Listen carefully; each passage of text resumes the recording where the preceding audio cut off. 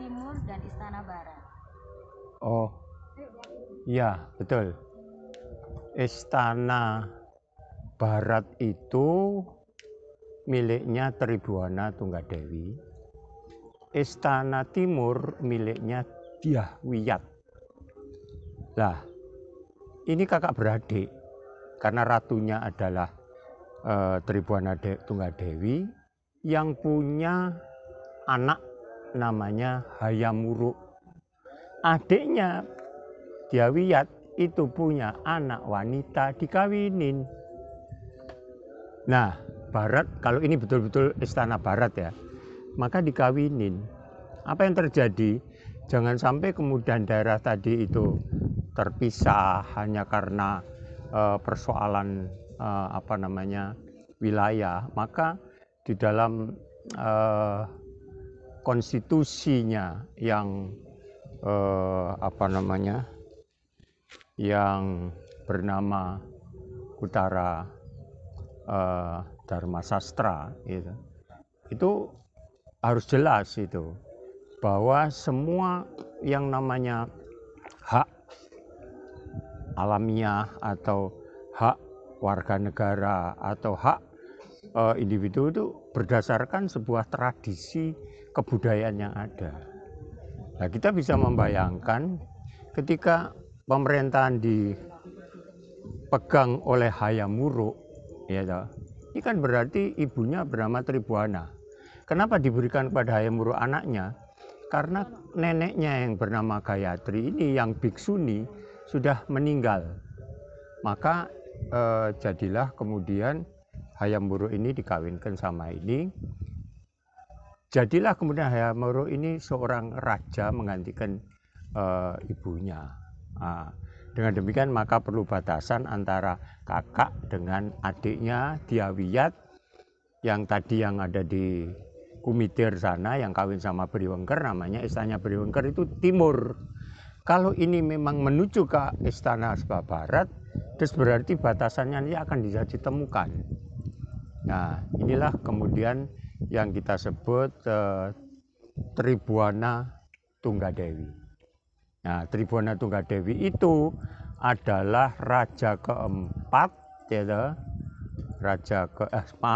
Tribhuwana Tunggadewi itu ada raja ketiga, bagaikan kalau orang sekarang bagaikan Wonder Woman, wanita perkasa yang pada waktu itu sudah mencapai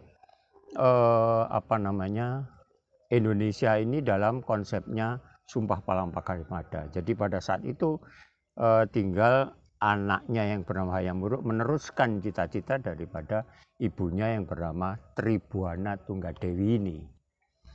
Nah, inilah satu mungkin tempat nanti kita tanyakan kepada juru kunci tempat apakah ini gitu loh. Jadi kalau ini memang satu tempat pemujaannya untuk Tribhuwana Tunggadewi, maka ini terus berarti Istana Barat Majapahit. Apakah betul? Ya harus kita cari di dalam Negara Kertagama.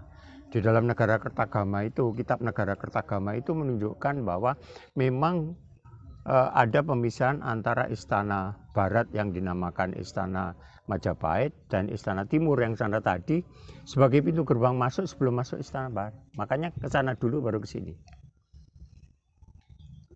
Kakak mengerti? Mengerti ya?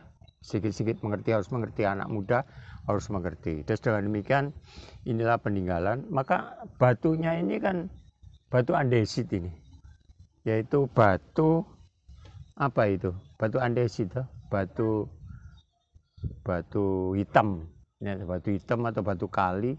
Cuma saya tidak tahu mana yang di sini ada kali. Itu mesti harus ada sebuah kali. Bukan ini kali gede yang pada saat itu yang namanya tentara Tartar bisa masuk ke sini gitu loh.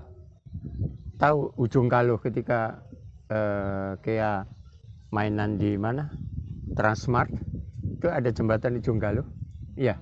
Nah, itu bisa sampai ke sini. Bisa sampai ke sini. Nah, begitulah kira-kira perbedaan antara apa namanya, istana timur dan istana barat hanya demi menjaga kedua kakak beradik ya yang sama-sama mempunyai kuasa. Walaupun Tribhuwana Tunggadewi sebagai rajanya masih menghormati adiknya sebagai pada waktu itu menjadi penguasa Daha, sekarang itu Kediri. Begitulah kira-kira. Ya, sudah.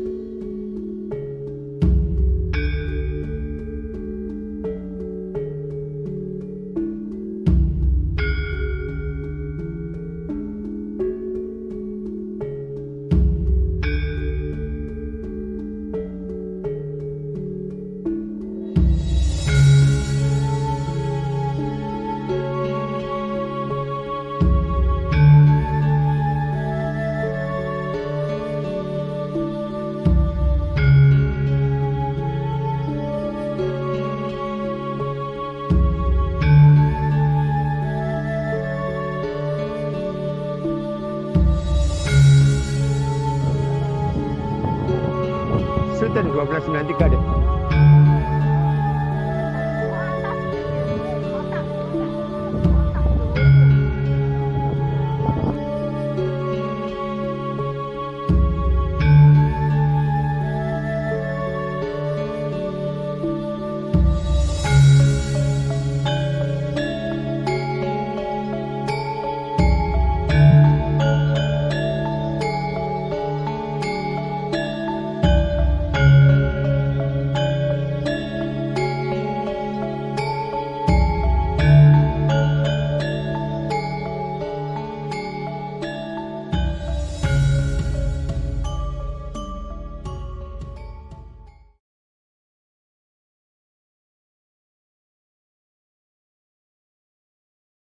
Tok, apa ini yang namanya Yoni? Oh ya, ini namanya Yoni, tapi lingganya itu hilang kayaknya. Jadi lingga itu apa namanya, simbol dari seorang laki-laki, lelaki. Yoni itu simbol dari perempuan. Nah ini sebagai sebuah kesejahteraan, kehidupan gitu. Nah lingga ini diumpamakan sebagai dewa Siwa. Berarti di sini agama Hindu ini. Ini agama Hindu ini karena menggunakan lingga dan Yoni. Ini Yoni. Jadi sekali lagi yang lingga itu adalah laki-laki, diumpamakan sebagai dewa Siwa. Yang Yoni yang ada di belakang kita ini dilambangkan adalah Dewi Parwati. Kita bisa tahu keduanya ini sangat-sangat mencintai. Maka ketika Dewa Wisnu tadi itu bertapa di sebuah apa namanya, Gunung Mameru, maka diciptakan itu semua itu es, yaitu salju. Apa yang terjadi, yang namanya Dewi Parwati untuk menuju ke Dewa Siwa ini sampai mau mati kedinginan, ditolong oleh Dewa Kama, ya. Jadi Kama, nanti ada Kamarati dan sebagainya. Apa yang terjadi, dihapuskan itu yang namanya salju menjadi apa namanya, bunga-bunga yang indah. Bertemulah sampai tidak mati, bertemulah antara Dewi Parwati dengan Siwa. Lah itu orang Hindu atau kerajaan Majapahit menyimbolkan bahwa yang namanya Yoni yang ada di belakang kami ini itu kesuburan, lambang kesuburan. Lambang kesuburan.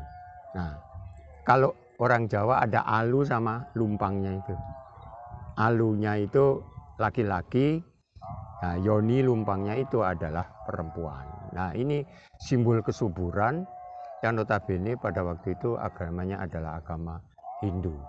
Nah, dan apa namanya, saudara-saudara sekalian bisa melihat nanti pada gambar di sebelah dan gambar-gambar yang lain yang nanti akan bisa memberikan inspirasi lebih lengkap terhadap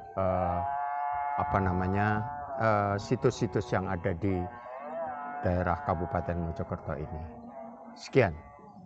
Assalamualaikum warahmatullahi wabarakatuh.